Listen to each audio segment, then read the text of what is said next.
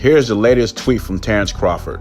Errol Spence is a cool dude on some real stuff. We both agree the fight will happen.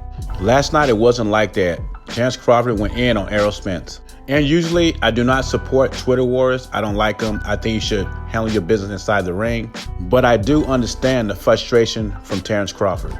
Terrence Crawford told Errol Spence, I'm gonna knock him out and make him cry in the car.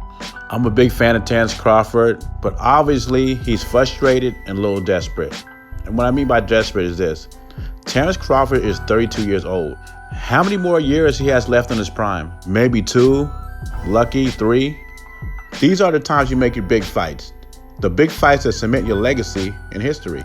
Another thing I agree with Terrence Crawford about is how these PBC fighters put promotionals and managers as roadblocks in front of making fights. From what I was told, Al Heyman is an advisor, not a promoter. So all those fighters assigned to Al Heyman as an advisor, they are not signed to the PBC brand. Now this is what I was told. Danny Jacobs is a prime example of what I'm talking about. Al Heyman is Danny Jacobs' advisor, but Danny Jacobs' promoter is Eddie Hearn from Matchroom Boxing. Danny Jacobs fights on his own.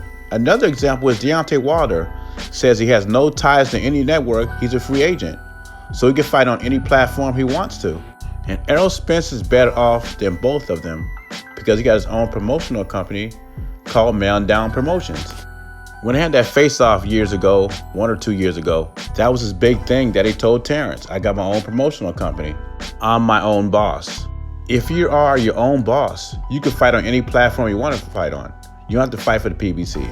Another PBC fighter that fought on his own twice was Andy Ruiz.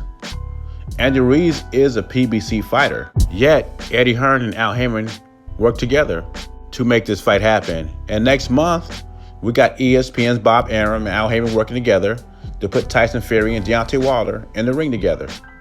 So like Terrence Crawford said, this side of the street stuff is BS. They're making fights with ESPN, they're making fights with the Zone. They just won't make this fight right here. It's 2 fights they will not make. They are protecting their prized pupils. One fight they will not make is Deontay Wilder against Anthony Joshua. And the other fight is Terrence Crawford against Errol Spence.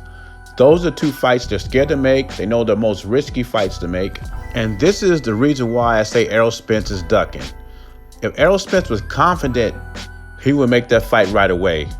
If Terrence Crawford was mediocre like Carlos Ocampo, he would run across the street to make that fight. Terrence Crawford said the fight's gonna happen. I don't know if it'll be late 2020, early 2021.